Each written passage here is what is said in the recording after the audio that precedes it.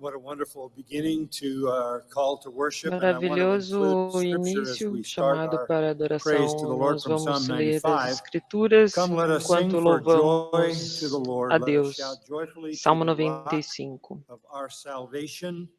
Let us come before his presence with thanksgiving. Let us shout joyfully to Vinde, him with cantemos ao Senhor psalms. com For the júbilo, Lord is a celebremos o great rochedo God da and a nossa great salvação, King saiamos ao above seu encontro com ações all de graças, gods. Come, vitoriemo-lo com let salmos, us porque o Senhor worship é o and Deus bow supremo e o down. grande Rei Let acima de us todos os kneel deuses. before Nas the suas mãos Lord, estão as profundezas our da terra, as Maker, alturas dos of montes lhe found pertencem. prayer. Dele é o mar, pois ele fez sobre suas mãos Father, we're continente. so Vamos blessed to orar. be here today, Pai, so somos tão abençoados thankful de estarmos aqui that hoje, you have gathered us together. gratos por nos Thank you reunirmos that hoje. we come Te under agradecemos your porque invitation viemos into your sob o teu presence. convite, à We tua have complete presença. access to Temos you, completo acesso coming a ti. boldly to your throne of Viemos grace in com time of need. confiança ao teu trono da tua And so, graça Lord, em we tempos de ask that you would necessidade. Então, Senhor, grant pedimos us para que nos dê abundant grace a graça out of the riches of abundante your das treasure, riquezas dos teus grace tesouros, to graça hear, para ouvir, grace to worship, graça para adorar, grace to graça trust, para and grace to confiar e obey. graça para And obedecer. may this service be E a que este culto life-transforming time seja um as we tempo de gather before transformação you de vida, and conforme nos hear your reunimos diante de precious ti word. e ouvimos as tuas Bless every preciosas soul palavras. here, Abençoe accomplish todas your as almas purpose in every aqui, life, we cumpra pray os in the name propósitos of de cada Christ. vida. Oramos em Amen. nome de Cristo. Amém. Bom dia, nós começamos com os hinos sobre fé e a palavra de Deus que informa a nossa fé. Por favor, abra o seu hinário, primeiro ao hino 404, Minha Fé Encontrou um Lugar de Descanso, e depois voltaremos para o 364, Com Firme Fundamento. Vamos cantar 404 e depois o 364.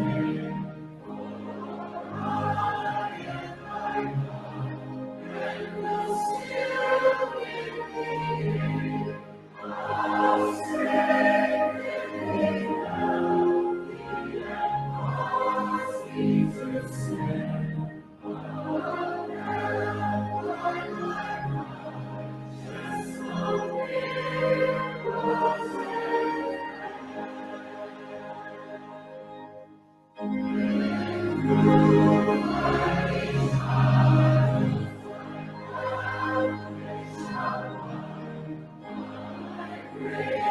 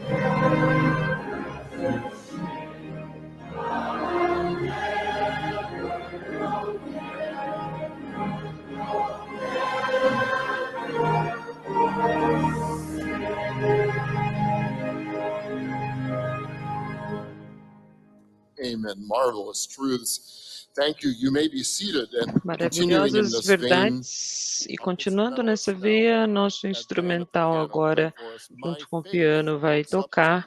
A minha fé olha para ti. Eu convido você para abrir no hino 408, 408 e seguir a letra conforme você ouve o instrumental.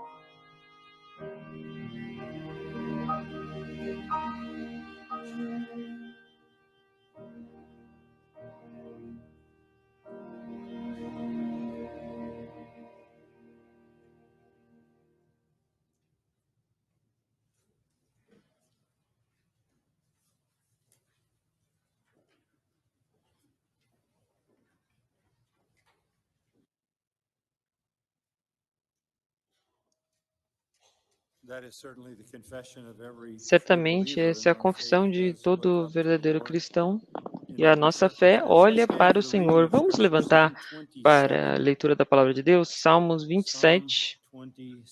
Salmo 27, um salmo de confiança na salvação de Deus. Salmo 27. O Senhor é a minha luz e a minha salvação. De quem terei medo? O Senhor é a fortaleza da minha vida, a quem temerei? Quando malfeitores me sobrevêm para me destruir, meus opressores e inimigos, eles é que tropeçam e caem. Ainda que um exército se acampe contra mim, não se atemorizará meu coração. E se estourar contra mim a guerra, ainda assim terei confiança.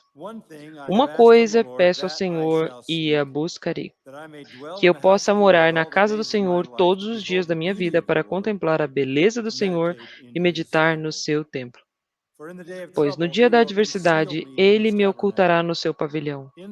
No recôndito do seu tabernáculo me acolherá. Elevar-me-á sobre uma rocha. Agora será exaltada a minha cabeça acima dos inimigos que me cercam.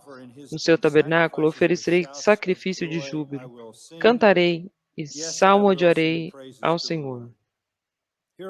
Ouve, Senhor, a minha voz, eu clamo. Compadece-te de mim, responde-me. Ao meu coração me ocorre, buscai a minha presença, buscarei, pois, Senhor, a tua presença. Não me escondas, Senhor, a tua face. Não rejeites com ira o teu servo. Tu és o meu auxílio. Não me recuses, nem me desampares, ó Deus da minha salvação. Porque se meu pai e minha mãe me desampararem, o Senhor me acolherá. Ensina-me, Senhor, o teu caminho, e guia-me por vereda plana, por causa dos que me espreitam. Não me deixes à vontade dos meus adversários, pois contra mim se levantam falsas testemunhas e os que só respiram crueldade. Eu creio que verei a bondade do Senhor na terra dos viventes. Espera pelo Senhor. Tem bom ânimo e fortifique-se o seu coração. Espera, pois, pelo Senhor. Vamos curvar as cabeças em oração? Nosso Pai, nós gratamente esperamos em Ti, esperamos até ver a Tua bondade na terra dos viventes. Não importa quantos inimigos e adversários, falsos testemunhas se levantam contra nós, não importa quantos tentam fazer-nos temer e nosso coração se abater. Tu és a nossa defesa. Tu és a nossa confiança e a nossa segurança. E no meio de tudo que está acontecendo ao nosso redor, nós encontramos, mesmo nos dias da aflição, que Tu nos esconde no Teu tabernáculo e cantamos louvores a Ti. É por isso que nos reunimos hoje.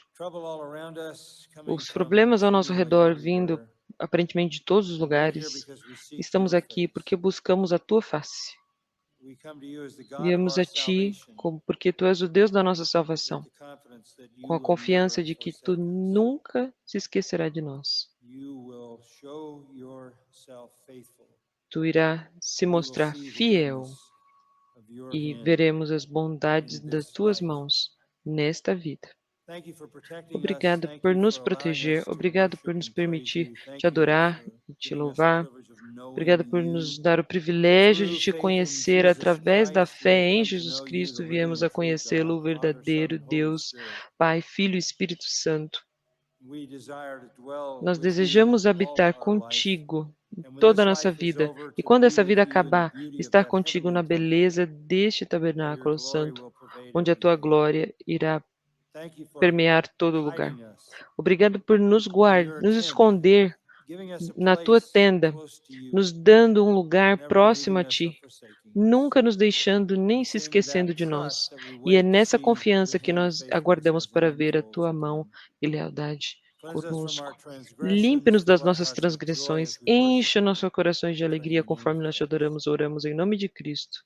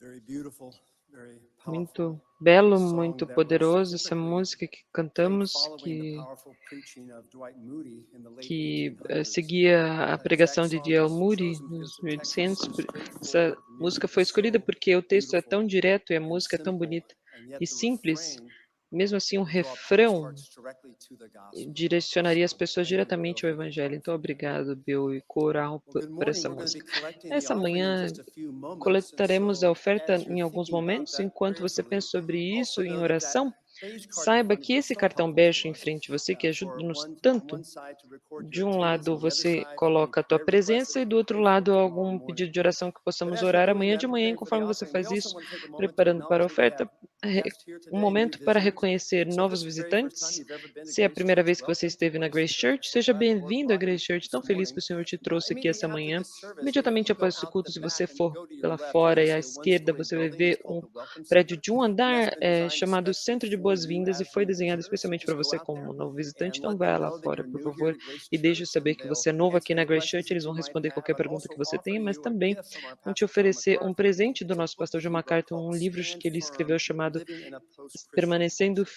So Firme that's num perfect for the Mundo, times in which we uma live. cultura That's for you. So pós-cristã. just go out there and É um please take tempo que nós advantage of vivemos that. And then e also tome look at your vantagem bulletin, disso. and you're going to Também see olhe at the para o back that boletim, if você you're vai new, ver there's no different fellowship groups, final, tem ways you can vários get grupos de connected comunhão, with Grace formas Church. que você Like pode adult Sunday se school conectar classes. com a Look at the Grace. times, look at the groups for Escolas bíblicas vocations, and dominicais then para next adultos. Lord's Day Olhe morning para you o can take tempo, advantage of o that horário, as olhe para a well. Also, we'd localidade like to e invite domingo you que vem back você tonight. pode Tonight is tirar Sunday Nights at vantagem Grace. disso também. It's a great E à evening, and noite eu it quero te usually convidar starts para at 6 voltar. o'clock, but even Começa às before that, at 6, 5 mas o'clock, you can antes come to disso, our prayer às 5, group você that's in pode the ir para upper o room nosso grupo de to my oração, que é ali left. no, You can no bring your sobrado. kids at Você pode 5:50 to trazer Adventure os Club, seus filhos which às is a 5 e really 15 fun para o way for Clube them da to learn about Aventura, the que é gospel and uma about forma theology. muito And on divertida that note deles about aprenderem Adventure Club, sobre we're teologia excited to e announce o that the Evangelho. curriculum E department has estamos finished all felizes 3 years of que Adventure Club and its o, program. That's pretty o Clube de amazing. Aventura So to celebrate completou this, 3 what we're going to anos. do is we're E going to para have celebrar isso, Adventure nós Club vamos t-shirts ter given away free to the children who come tonight camisetas and para as also on the crianças que vierem patio hoje à today. So noite, if you register to gratuitas, be sendo each a free distribuídas. shirt, Então, just se go to the você table in the se patio after inscrever, the você service. consegue You pegar get as a picture of it camisetas in no your pátio, bulletin. na It's a really mesa. cool little shirt just about E Adventure tem Club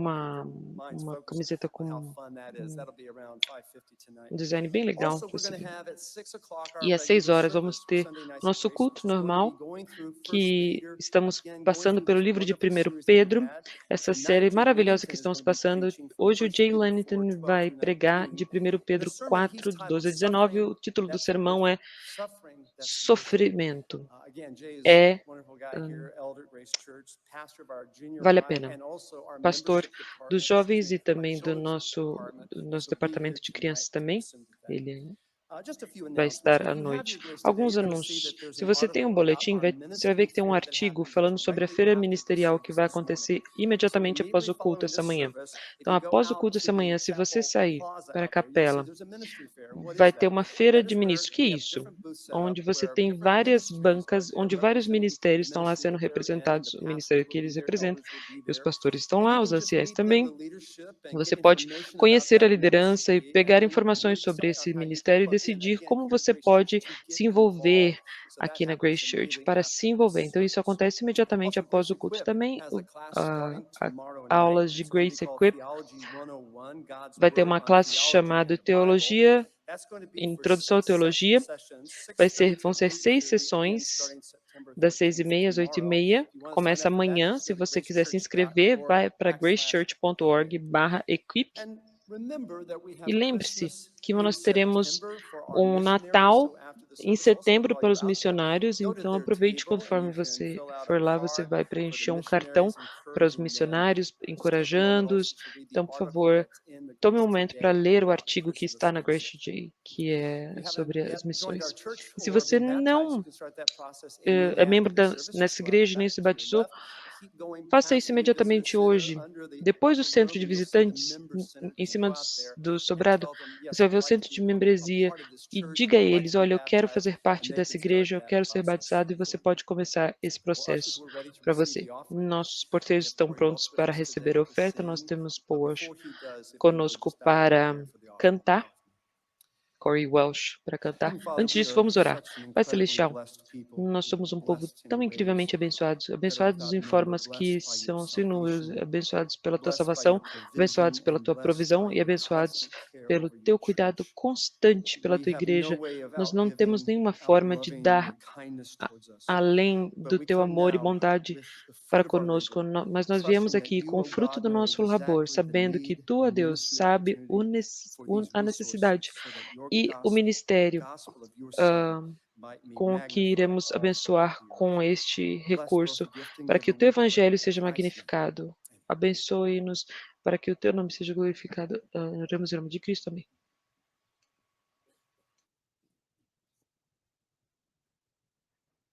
From him, be still, for the power of the Lord is moving in this place. Be still.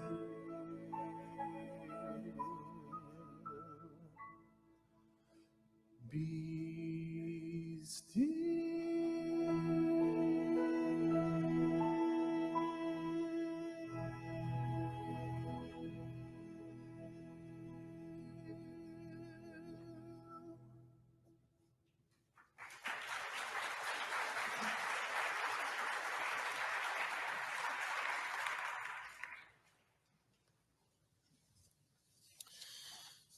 Our next hymn, number 51, refers to the Nosso secret próximo place of the hino, Lord, número really 51, referring se to the refere ao lugar throne room secreto do Senhor, of God, a around sala do which trono the de angels Deus, cry to one another, onde os "Holy, anjos holy, holy," clamam uns pelos outros, Santo, incessantly. Santo, We Santo. see that pictured in Isaiah Incessantemente. 6, but Vimos essa this imagem em hymn Isaías 6, otherwise mas is a esse hino paraphrase é of uma Psalm paráfrase 91. do I Salmo invite you to stand and 91 let's sing it e eu together. te Number convido a 51, levantar e the cantarmos secret juntos. place.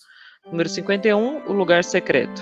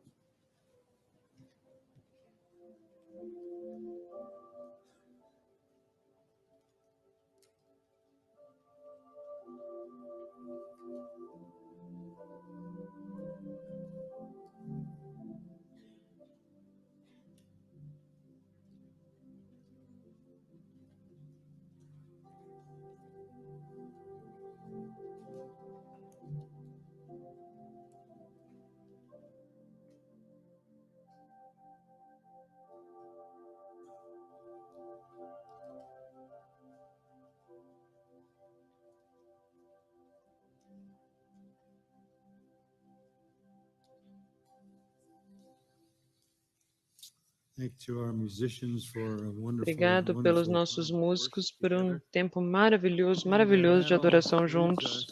Isso nos leva ao nosso tempo na Palavra de Deus.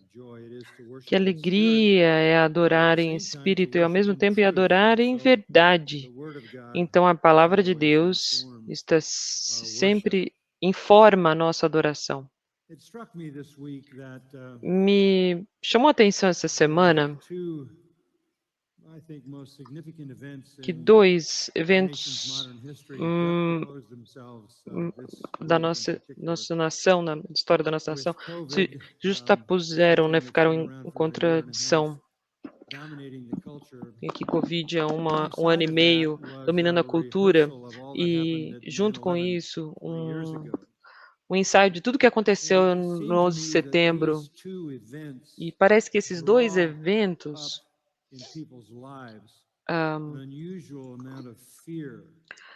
trouxe à vida das pessoas um temor muito incomum e que os políticos usam isso para aumentar seu poder. o coração do homem tem um medo normal, e quando eu digo medo, não é um medo físico, mas uma graça comum, em certo sentido. Acho que Deus construiu a sua lei em nós, a Escritura diz isso, e essa lei nos convence e a nossa consciência sente as dores dessa convicção, e isso guia ao temor, e principalmente temor à morte. Não é só a finalidade da morte, não é o senso de incompletude da morte, não é só o fato que você não quer sofrer quando morrer. A morte é chamado o rei dos terrores por nenhum desses motivos. A morte é chamada o rei dos terrores porque tem em todo o coração humano um sentido de que haverá uma prestação de contas pelas transgressões e iniquidades que dominam o coração humano. Nenhum ser humano pode escapar ao conhecimento do seu pecado. Pode mascarar, pode brincar, fazer jogos psicológicos, tentar esmaecer isso pelas drogas, o álcool, relacionamentos após relacionamentos, mas todo o coração humano, a lei de Deus faz um trabalho de convicção, e esse trabalho tem um elemento existencial. Há naturalmente o temor da morte, pelo que pode acontecer imediatamente após isso, e mesmo que as pessoas rejeitem o cristianismo e a Bíblia e o que ela diz,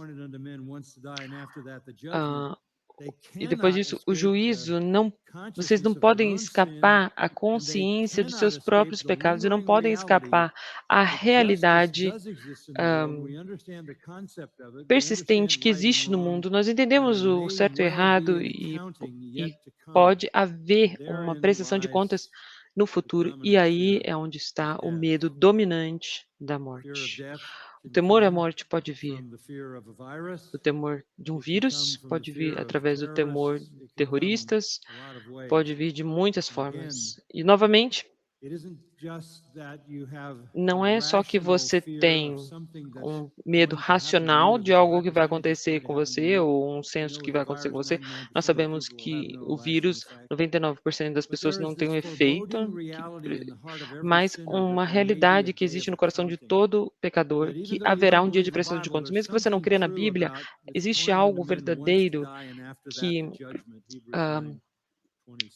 que fale que tem um juízo depois, Hebreus 9, 27. Então as pessoas estão fazendo tudo o que podem, tipicamente, para prevenir a morte inevitável. Eles sabem que eles não podem adiar isso para sempre, mas eles trabalham muito duro para preveni-la.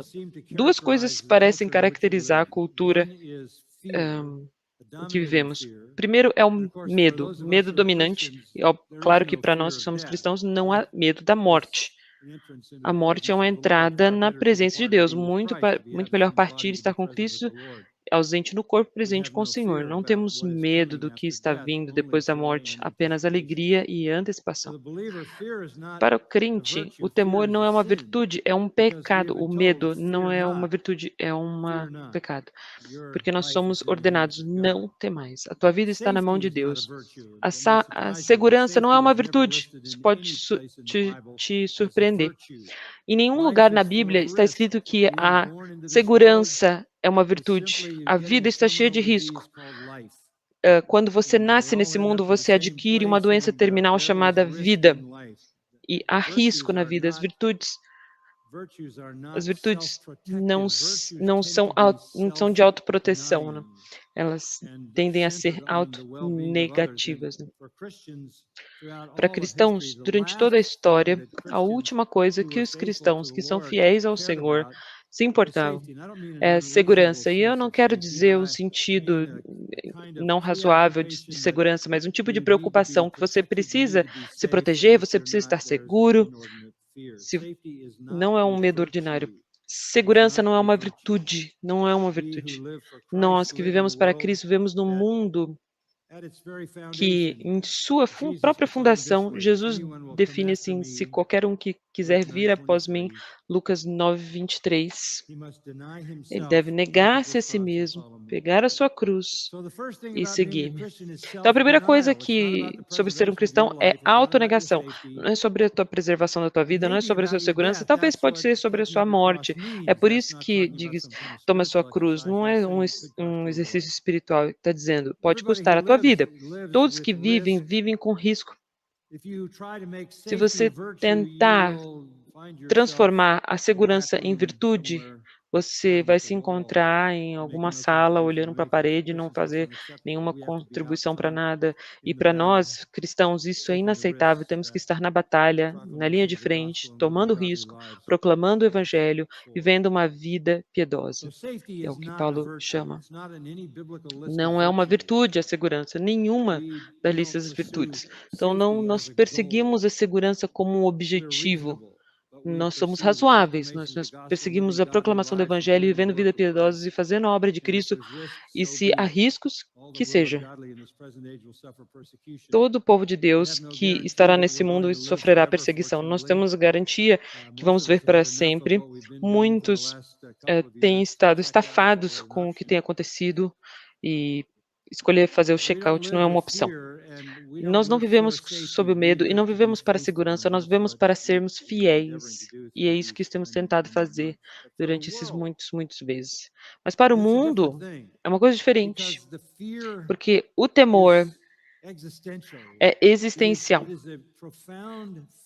É um medo profundo que não está conectado com a realidade. Eles rejeitam a Bíblia, rejeitam o que a Bíblia diz sobre o futuro, o que a Bíblia diz sobre o juízo de Deus, o que a Bíblia diz sobre a punição eterna no inferno. Se eles rejeitam isso, então eles estão só desejando que quando eles morrerem, tudo vai virar ok. Então, nenhum ser humano é autoridade. Você pode dizer que você pode crer alguma coisa no futuro, mas não tem nenhum impacto em mim. Você não é uma autoridade. O que você deseja que acontecesse é insignificante. Você precisa da verdade e essa verdade está revelada na palavra de Deus. Para não cristãos desse mundo, eu entendo porque eles têm medo, eu entendo porque eles estão aterrorizados, eu entendo isso. Eu entendo porque eles não querem morrer. Porque, novamente, há realidades não estabelecidas nas suas almas sobre o pecado e o juízo acontece na vida, né, em geral. Eu não sou ignorante. Então, quando pensamos sobre a morte, como nós devemos entender isso? Isso é inevitabilidade, algo que Satanás faz conosco. Algumas pessoas acreditam nisso. Abra sua Bíblia em Hebreus capítulo 2. Hebreus capítulo 2.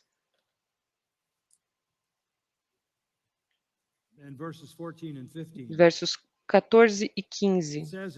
Diz no verso 14 que Cristo,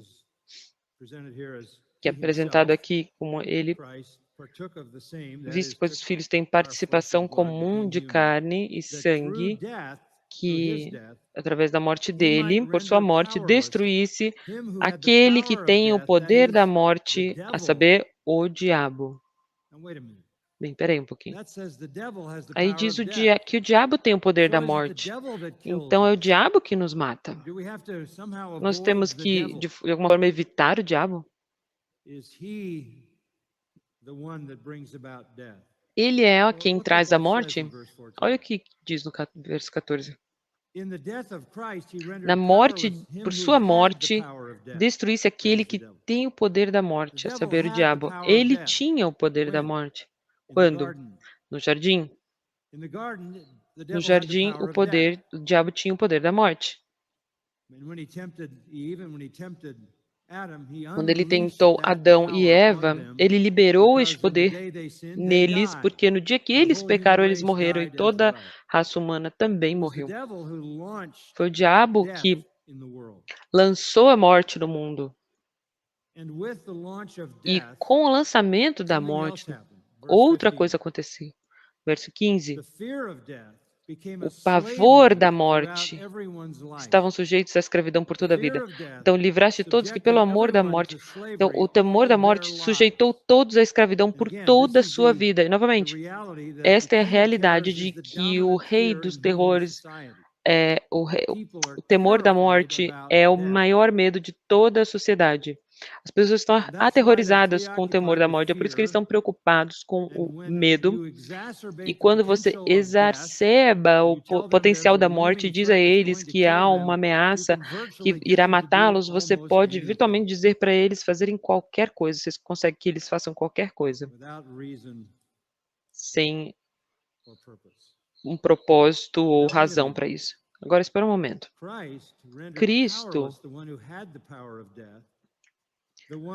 Cristo destruiu a morte, aquele que tem o poder da morte, aquele que escravidou toda a humanidade a uma vida de escravidão, de pavor à morte. Quer dizer que o diabo que nos mata é ele a quem devemos temer? Uma vez que ele tem o poder da morte, não. Aqui diz que ele tinha o poder da morte. Volta para o primeiro livro da Bíblia, já escrito, o livro mais antigo, Jó, primeiro capítulo, do primeiro livro, capítulo 1. A família de Jó, conforme você vai pelo capítulo 1, estava reunida, verso 17, diz que eles estavam conversando. Enquanto ainda estava conversando, alguém veio e disse: os caldeus se dividiram em 3 bandos, deram os camelos, levaram e mataram os servos do fio da espada, e só eu escapei para trazer-te a nova. Alguém matou todos os seus servos. Enquanto ele estava falando, outro também entrou e disse: estando teus filhos e tuas filhas comendo e bebendo vinho em casa do seu irmão primogênito, era um evento familiar. Eis que se levantou o grande vento do lado do deserto e deu nos 4 cantos da terra, o qual caiu sobre eles e morreram. Só eu escapei para trazer-te a nova. Então, Jó teve a sua família toda morta em um desastre natural, você pode dizer. Então, verso 20, Jó se levantou, rasgou seu manto, raspou a cabeça, lançou-se em terra e adorou. Adorou? Por que ele não amaldiçoou o diabo? Se o diabo que fez, por que ele não fez isso? Amaldiçoou. Porque não foi o diabo que fez isso. Olha o que diz o verso 21. E disse: nu saí do ventre de minha mãe, e nu voltarei. O Senhor o deu, e o Senhor fez o quê? O tomou. Bendito seja o nome do Senhor. O primeiro cataclisma, no livro mais antigo do primeiro capítulo, há um reconhecimento de que Deus é aquele que dá vida e Deus é quem tira a vida. Historicamente, Satanás foi um instrumento que introduziu a morte à raça humana e então Deus está no controle de quem vive e quem morre. Com isso em mente, vá para o capítulo 12 de Lucas, conforme nós chegamos mais próximos ao capítulo que particularmente será o nosso assunto, mas no Evangelho de Lucas, capítulo 12, versos 4 e 5, deixa explícito o que é obviamente aparente em Jó. O Senhor dizendo em Lucas 12, 4, digo-vos, pois, amigos meus, não temais os que matam o corpo, e depois disso nada mais podem fazer. Eu, porém, vos mostrarei a quem deveis temer. Temei aquele que, depois de matar, tem poder para lançar no inferno. Sim, digo-vos, a este deveis temer. Esse é Deus. Deus é aquele que mata. Deus é aquele que dá. Deus é aquele que tira a vida. Deus é quem lança no inferno. Temei-o. Satanás não envia pessoas para o inferno. Satanás é enviado para o inferno. Apocalipse 10, verso 20. Por Deus. Deus que mata. Deus que envia para o inferno. Tiago diz, no capítulo 4, você não devia fazer isso, oh, vou fazer isso, vou fazer isso. Se Deus quiser, eu vou fazer isso, vou fazer aquilo. Porque a sua vida é um vapor que logo vem e desaparece. No capítulo seguinte, capítulo 13 do Evangelho de Lucas, essa questão de morte aparece novamente. E há incidentes interessantes na Gazeta de Jerusalém naquela época, porque uns galileus, no verso 1, estavam adorando a Deus e os homens de Pilatos vieram e mataram eles e misturaram o sangue deles com os sacrifícios que eles estavam fazendo. E as pessoas perguntaram para Jesus, por que isso aconteceu para eles? Eles são piores do que os outros? E Jesus disse a eles, pensai que esses galileus eram mais pecadores do que todos os outros galileus por terem padecido essas coisas? Não eram. Eu vos afirmo, se porém não vos arrependeres, todos igualmente perecereis. A mesma coisa vai acontecer com vocês se vocês não se arrependerem. Daí no verso 4, outra ilustração, 18 pessoas sobre quem a torre de Siloé caiu, matando todos. Eles eram mais culpados do que todos os outros habitantes de Jerusalém, é por isso que eles morreram? Eu digo não. Mas se não vos arrependerdes, todos igualmente perecereis. Isso é Jesus dizendo, todos vocês irão morrer e vocês não estão no controle de quando isso vai acontecer. É no poder daquele que mata e daquele que dá vida. Ele diz no verso 6, está aqui outra parábola. Certo homem tinha uma figueira plantada na sua vinha e vindo procurar fruto nela não achou. Pelo que disse ao viticultor, há 3 anos venho procurar fruto nessa figueira e não acho, podes cortá-la para que está ela ainda ocupando inutilmente a terra? Ele, porém, respondeu, Senhor, e o homem representa Deus e Deus está dizendo, essa é a humanidade infrutífera, do juízo. Ele respondeu, Senhor, deixa ainda este ano, até que eu escave ao redor dela e lhe ponha estrume. Se vier a dar fruto, bem está. Se não, mandarás cortá-la. Jesus está dizendo, nós estamos todos num tempo emprestado. Estamos todos vivendo num tempo emprestado. Todos que morrem é uma ilustração do que vai acontecer para todo mundo. E se você ainda está vivo, você está vivendo num tempo que é emprestado. Eu lembro quando o 11 de setembro aconteceu, uma terça, e obviamente todos nós estávamos tentando descobrir as realidades do que está acontecendo.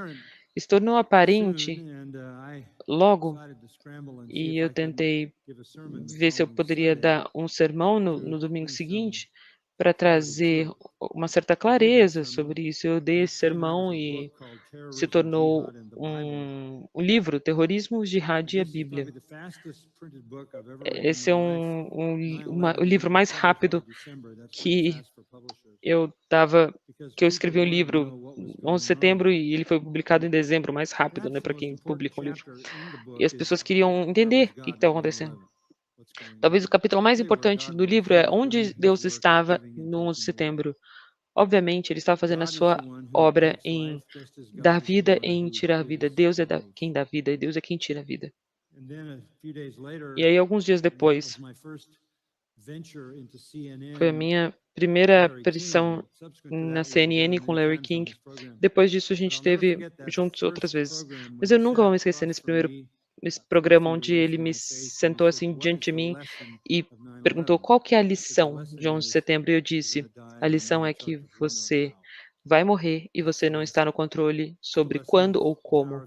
É a lição da Torre de Siloé.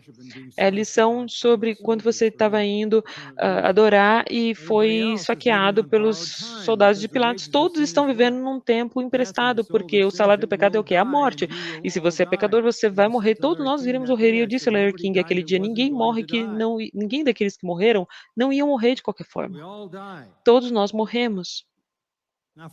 Agora, para nós, como cristãos, essa é uma gloriosa antecipação.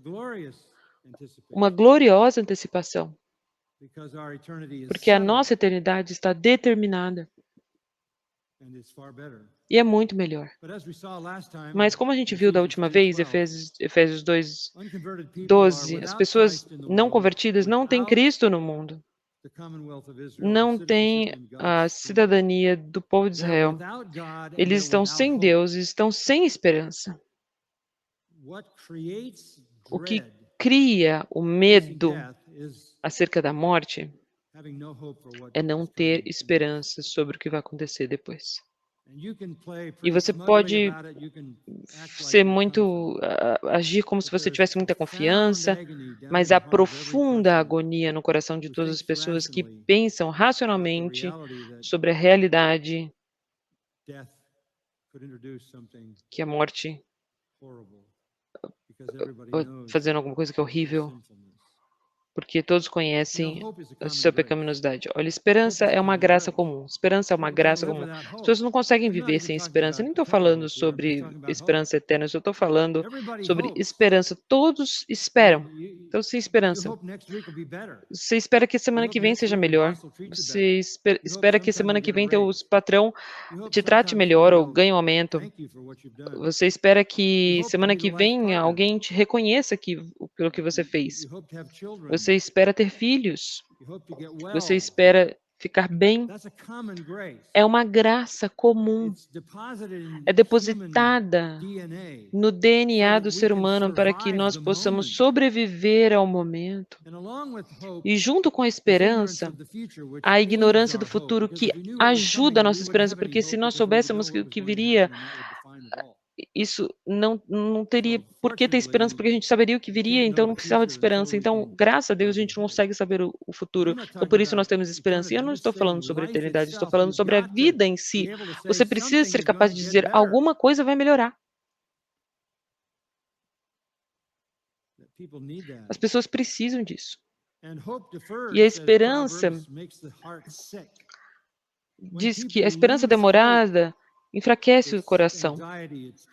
Então, quando as pessoas perdem a esperança, as pessoas têm ansiedade, depressão, medo e suicídio. Então, você não tem que esperar que a vida vai ficar melhor. Quando não há sentido de que a vida vai melhorar, o desespero toma conta. Você não consegue viver em desespero. Nós estamos vendo num tempo na nossa cultura, no nosso mundo, em que a falta de esperança é exacerbada num nível gigantesco. O medo é propagado infinitamente. Isso piora a ansiedade das pessoas e aumenta o número de suicídios. A maioria das pessoas da nossa cultura esperam pelo céu. Você pode encontrar isso numa pesquisa. Todas as pessoas estão falando sobre o céu, não vão lá. Essa vida, você quer esperança nessa vida, mas se você tiver esperança apenas nessa vida, a Bíblia diz, você é o mais miserável de todos os homens. Você precisa ter esperança além do túmulo, além da morte. Ou a morte é apenas totalmente paralisante. É o que a fé cristã proporciona. A pior coisa não é viver nessa vida sem esperança. É terminar na vida seguinte sem esperança, eternamente. Agora, com isso em mente, olha para o capítulo 16 de Lucas, verso 19. Aqui está Jesus nos dando uma história sobre um homem no inferno.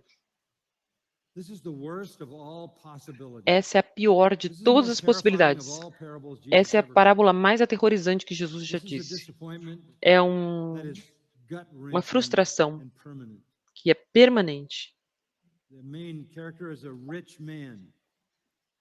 O personagem principal é um rico e ele espera o céu. Ele espera o céu. Muito provavelmente ele é parte dos fariseus, que no verso 14 você vê eles sendo mencionados ali. Então, é um homem judeu, talvez um fariseu, mas um homem muito religioso, cuja teologia era como os amigos de Jó. Ele era rico, as ideias dele eram afirmações de Deus. Se você é rico, você é bom. Se você é rico, você é justo. Os amigos de Jó disseram a ele, quando ele estava em crise, você tem algum pecado na sua vida, porque essa era a teologia. Se você está vendo uma vida miserável, você é um pecador miserável. Se você está vendo uma vida rica, você é muito justo. Então aqui está este homem justo, esse homem rico. Vamos ver o que acontece com ele. Verso 19. Ora, havia certo homem rico que se vestia de púrpura e de fininho, finíssimo e que todos os dias se regalava esplendidamente. Havia também certo mendigo chamado Lázaro, coberto de chagas, que jazia à porta daquele e se desejava alimentar-se das migalhas que caíam da mesa do rico. E até os cães vinham lamber-lhe as úlceras. Agora, aconteceu morrer o mendigo e ser levado pelos anjos para o seio de Abraão. Morreu também o rico e foi sepultado. No inferno, o Hades, estando em tormentos, levantou os olhos e viu ao longe a Abraão e Lázaro no seu seio. Então, clamando, disse: Pai Abraão, tem misericórdia de mim e manda Lázaro que molhe a água na ponta do dedo e me refresque a língua, porque estou atormentado nesta chama. Disse, porém, Abraão: Filho, lembra-te de que recebeste os teus bens em tua vida, e Lázaro igualmente os males. Agora, porém, aqui ele está consolado e tu em tormentos. E além de tudo, está posto um grande abismo entre nós e vós, de sorte que os que querem passar daqui para vós outros não podem, nem os de lá passar para nós. Então replicou: Pai, eu te imploro que o mandes à minha casa paterna, porque tenho 5 irmãos, para que lhes dê testemunho, a fim de não virem também para este lugar de tormento. Respondeu Abraão: Eles têm Moisés e os profetas, ouçam-nos. Mas ele insistiu: Não, pai Abraão. Se alguém dentre os mortos for ter com eles, arrepender-se-ão. Abraão, porém, lhe respondeu: Se não ouvem a Moisés e aos profetas, tampouco se deixarão persuadir, ainda que ressuscite alguém dentre os mortos. O drama disso é óbvio. Aqui está um homem rico, que obviamente era religioso. Ele cria um céu, inferno, a gente presume. Ele cria pecado em justiça, ele cria em juízo. Mas ele também cria que ele estava indo para o céu. Essa ilusão de pessoas que têm autojustiça própria. Ele merecia o céu, todo mundo na sua família também. E Deus validou essa crença fazendo-os ricos, que eles viram como o selo de aprovação de Deus sobre a sua justiça. É uma história chocante. De fato, é tão chocante que você se pergunta por que Jesus iria contar uma história agonizantemente tão triste. E a resposta a isso é um aviso, e qualquer aviso é tanto misericordioso quanto compassivo. Para ensinar as pessoas que esperam o céu, mas terminam no inferno, o que deu de errado? Quão vital é isso? Agora, toda a história é cheia de contrastes e reversos. Olhe para o verso 25, é o coração da história desses. Então, durante a tua vida, recebeste os bens, e Lázaro igualmente os males. Agora, porém, aqui ele está consolado e tu em tormentos. Essa é uma grande reversão. Parecia que Lázaro era o mais ímpio de todos os seres, porque a vida era tão horrível para ele. Claramente, essa é a evidência do quanto Deus o amaldiçoou. O homem rico certamente se tornou rico porque Deus o honrou. Mas Jesus disse exatamente o oposto, é verdade. O homem rico tinha tudo em sua vida nessa vida e inferno na próxima. O homem pobre não tinha nada nessa vida e o céu na próxima vida. O contraste é constante. A história começa com o homem fora e o homem rico dentro, e termina com o homem pobre dentro,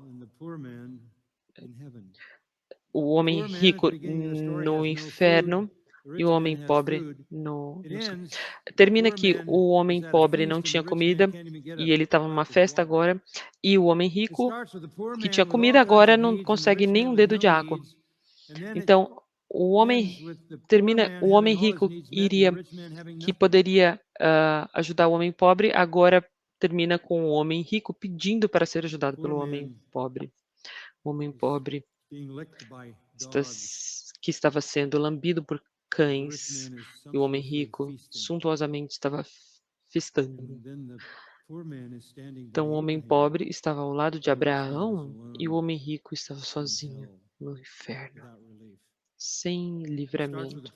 Começa com o homem pobre, aquele que sofre, e o homem rico sendo satisfeito, e a coisa vira para sempre. O homem rico sendo atormentado e o homem pobre sendo satisfeito. O homem pobre queria uma migalha e o homem rico tinha todas as festas, e termina com o homem pobre festejando com Abraão e o homem rico não tendo nada. Essa é a forma do Senhor atacar essa teologia que volta lá no livro de Jó.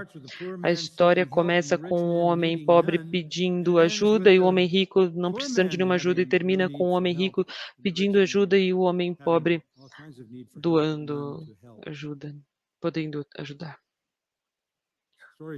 A história começa com o homem pobre como um Zé Ninguém, e o homem rico é conhecido, e termina com o homem pobre tendo um nome e o homem rico não tendo nenhum nome. O homem pobre não tinha dignidade na morte e o homem rico tinha dignidade na morte. O homem pobre tinha dignidade no céu e o homem rico não tinha dignidade no céu, no inferno. O homem rico tinha esperança, mas era uma esperança falsa. O homem pobre não tinha nenhuma esperança. E no final, ele estava no reino do céu e o homem rico estava onde? O homem pobre nunca fala na história. Ele está silenciado. Ele está ali apenas para fazer o contraste. Ele tem um nome. E isso é porque todos no céu têm um nome e ninguém no inferno tem um nome. O homem rico nunca tinha um nome, embora o nome dele poderia ter um nome. É a história de um homem rico sem um nome. Ele tinha teve um funeral com honra, mas ele não tinha um nome. O homem pobre tinha um fim terrível. Foi lá no lixo para ser queimado junto com o lixo. Mas ele terminou sentando ao lado de Abraão, no céu. Então, o homem diz na parábola, se alguém viesse do inferno e nos avisasse, a gente não ia terminar assim. Bem, aqui na parábola de Jesus, há um testemunho do inferno. Aqui é a realidade do inferno, embora Jesus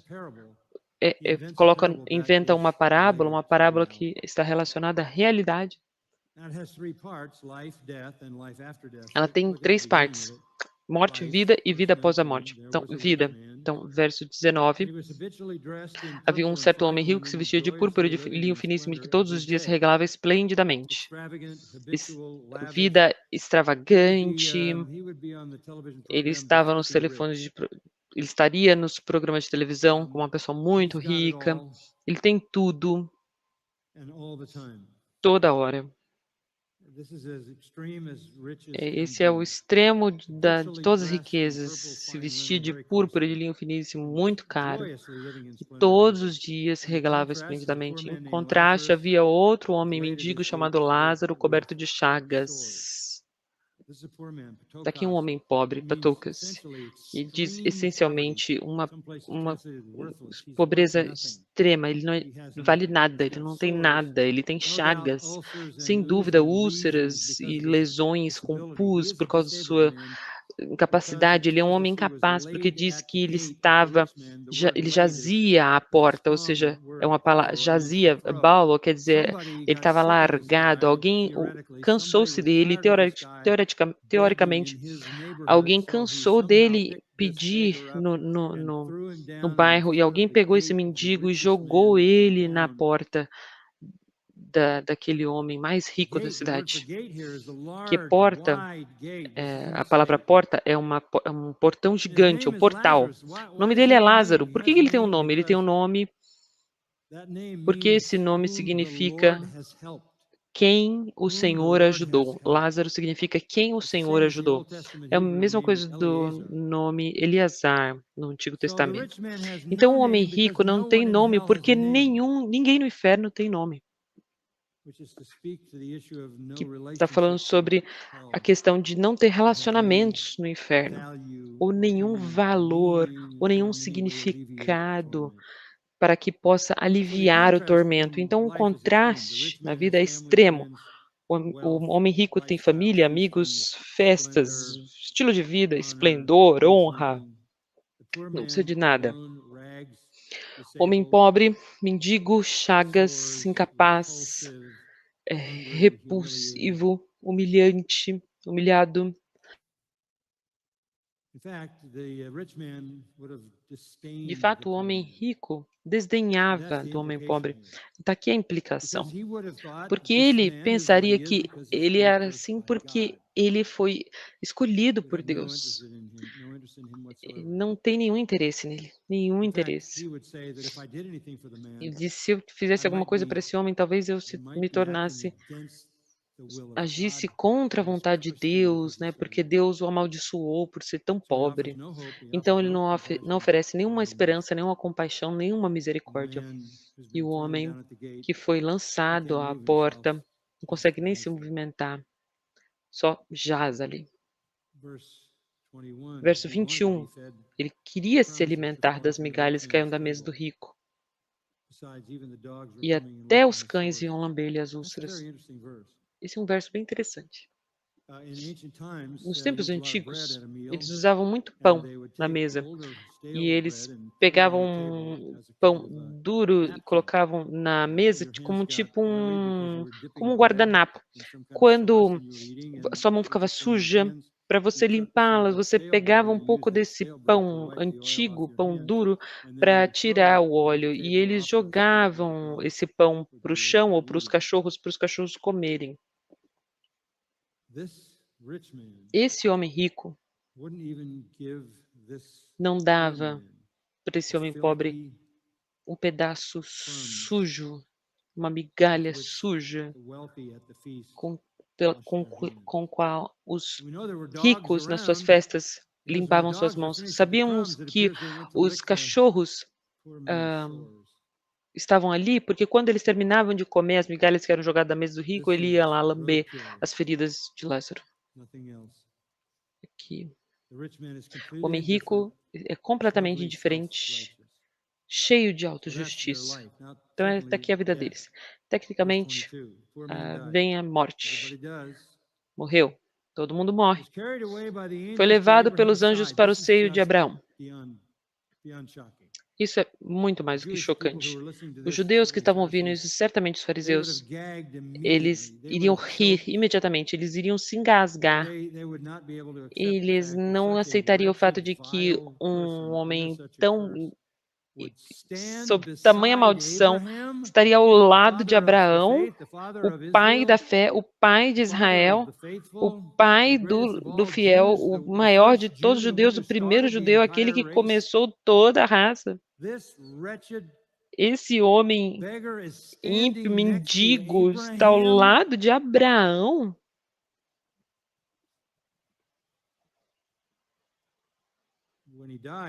Quando ele morreu, não disse nada do funeral. Ele morreu, ele foi levado pelos anjos para o seio de Abraão, significa que a sua alma, seu corpo, ia pro lixão, fora de Jerusalém, Guerrena. A palavra Guerrena, onde a gente tira a ideia do inferno, era a imagem do inferno. Não teve nenhum funeral, desgraça final, corpo indo direto pro lixão.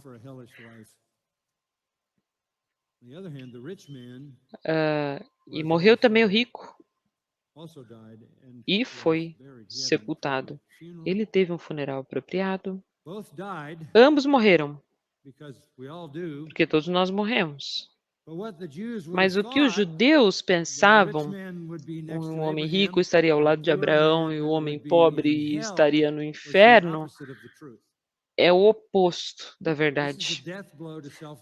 Aqui é uma morte à autojustiça. É um tiro fatal à autojustiça, que as circunstâncias que você tem na sua vida não são indicação dos favores de Deus para você. Tem pessoas ímpias que são pobres e tem pessoas justas que são pobres, pessoas ímpias que são ricas e pessoas justas que são ricas. A questão aqui é a terceira categoria. Primeiro, vida, depois morte e depois vida após a morte, verso 22. Agora, morreu o mendigo, foi levado pelos anjos para o seio de Abraão. Isso é impossível. Os anjos, chocante, inconcebível. Deus enviou os seus anjos para levar esse homem à presença de Abraão. Agora nós sabemos por que ele tinha o nome Lázaro, aquele a quem o Senhor ajuda. O homem pobre foi levado ao pai dos fiéis, e nesse mundo ele era um desprezado, e no céu ele está do lado do maior dos judeus de todos os tempos. Esse é o lugar mais de honra, mais elevada no céu. É tão incrível. Do outro lado, o homem rico também morreu e foi no inferno, estando em tormentos, levantou os olhos. Aí alguém que pensava que ia para o céu e foi para o inferno. O homem rico foi sepultado, mas ele acabou no inferno e em tormentos. E só para falar, o inferno é um lugar consciente, não o sono da alma. O Senhor deixou isso bem claro para a gente. Levantou os olhos e viu ao longe Abraão e Lázaro no seu seio. Então, clamando, disse: ele está bem consciente do seu derredor. Ele sabe que ele está lá. Ele sabe que ele está. Você está pronto para isso? Ele sabe que ele está para sempre, porque ele não pede para ser liberto. Ele não diz: me tira daqui. Tudo que ele diz é: tem misericórdia de mim. Ele sabia que ele estava num lugar onde ele estaria para sempre. Então, aquele que não tinha misericórdia quer misericórdia. E ele clama para o pai Abraão. Quando ele diz pai Abraão, ele está conectando a linhagem judaica. Olha, eu sou um de vocês. Eu sou um dos seus filhos, gerações posteriormente. Pai, você me deve isso. Eu sou um judeu. Tem misericórdia de mim. E manda Lázaro. Então ele acha que Lázaro ainda é inferior a ele. Manda Lázaro, tipo, como se Lázaro fosse um mensageiro, para que ele molhe em água a ponta do dedo e me refresque a língua, porque eu estou atormentado nessa chama. Este é o inferno. E ele sabe que ele nunca estará em outro lugar. E tudo que ele quer é um momento de misericórdia e uma gota d'água para aliviar a agonia da chama. Jesus falou do inferno como fogo, tristeza, choro, escuridão, ranger de dente. Nenhuma migalha para o homem pobre e nenhum alívio para o homem rico agora. Por quê? Porque tudo mudou, verso 25. Porém, disse Abraão: filho, lembra-te que recebeste os teus bens em tua vida, e Lázaro igualmente os males. Agora, porém, aqui ele está consolado e tu em tormentos. É assim que funciona. Você pode ter muito sucesso nessa vida. O que significa para alguém? Que adianta você ganhar o mundo inteiro e perder o que? A sua alma. O inferno reverte isso. Então ele quer que Lázaro o sirva, porque ele vê Lázaro como alguém inferior a ele e vir e dar a ele um pouco de alívio. Então ele chama Abraão. E Abraão diz no verso 25: não. Não, as coisas são diferentes agora. Você esperava o céu, você ganhou o inferno.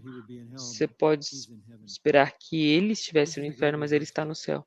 Essa é a grande reversão. E o inferno é consciente e é para sempre, e é agonizante e é tormento. Então, pai Abraão, no verso 26, diz: E além de tudo, está posto um grande abismo entre nós e vós. Esturitsu no grego, da onde você tira esteroides. Quer dizer que é algo estabelecido, há um cisma concreto que não pode se movimentar. De sorte que os que querem passar daqui para vós outros não podem, nem os de lá passar para nós. Ninguém fica transitando do inferno para o céu. O inferno é para sempre, é agonizante, é tormento. Não há alívio. Nem se você quiser uma gota d'água, certamente não virá um mensageiro do céu para te confortar. Essa é a história. Mas qual que é o ponto? O ponto é esse. Por que esse homem rico acabou no inferno? Por que isso aconteceu? Por que as pessoas vão para o inferno? A resposta vem no verso 27. O homem rico diz: Pai, eu te imploro que o mandes à minha casa paterna. Bem, se você não vai mandar ele aqui, se você não quiser mandar ele aqui para me dar um pouco de água, envie ele para a casa do meu pai, porque tenho 5 irmãos, para que lhes dê testemunho, a fim de não virem também para este lugar de tormento. Se não quer enviar eles para mim, envie-o para os meus irmãos. Aí está mais um pedido. Uma reclamação a mais. Nossa família não tem informação. A gente não sabia, não conhecia nada sobre o inferno. Ninguém veio do inferno para nos avisar. A gente teria crido se alguém voltasse do inferno. A gente só precisava de mais informação. Se nós soubéssemos que o inferno era assim, teríamos ter feito qualquer coisa para evitar isso. A gente não sabia. E Abraão diz: vocês não podem alegar ignorância. Verso 29. Eles têm Moisés e os profetas, ouçam-nos. Moisés e os profetas eram um título para a escritura. Eles têm a escritura.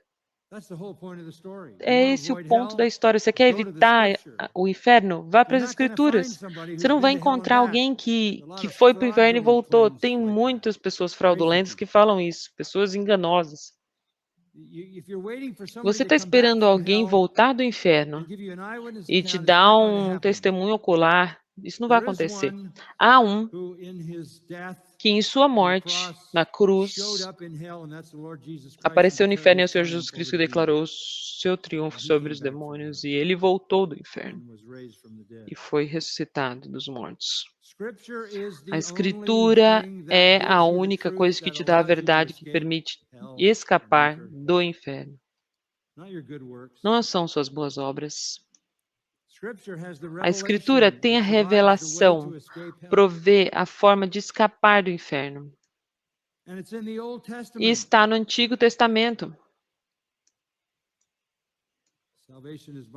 A salvação é pela graça, através da fé. A morte substitutiva de Cristo, Isaías 53, o justo viverá pela fé, Abacuque 3:4. Então a Escritura te deu tudo o que você precisava. No verso 31, está a pedra angular. Se não ouvem a Moisés e aos profetas, tampouco se deixarão persuadir, ainda que ressuscite alguém dentre os mortos. E ele fez isso. E ele esteve no inferno e voltou.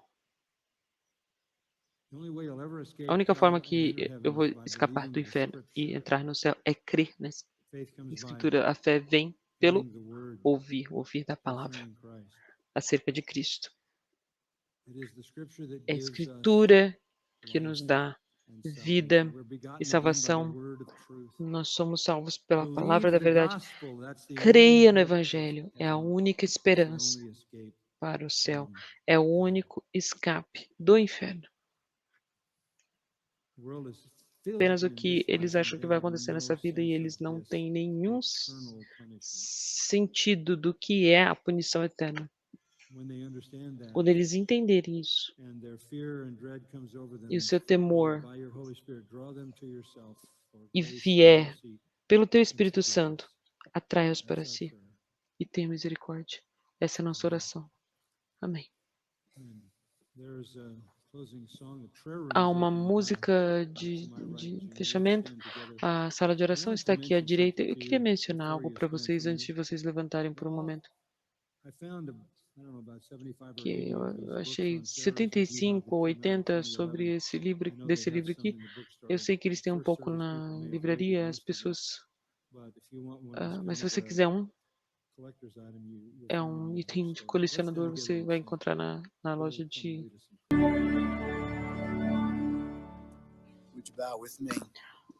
Ore comigo. Pai, obrigado pela esperança, obrigado que a esperança não decepciona, não decepciona pelo amor de Cristo que está no coração do cristão. Pai, nós esperamos tudo que Tu irá fazer pelos dias, meses e anos adiante. Continue fazendo trabalho no coração daqueles que não Te conhecem, continue atraindo-os para Ti. Pedimos para que possamos aproveitar essa feira ministerial e tudo que Tu tem feito aqui na Grace Community Church. Obrigado. Em Teu nome, amém.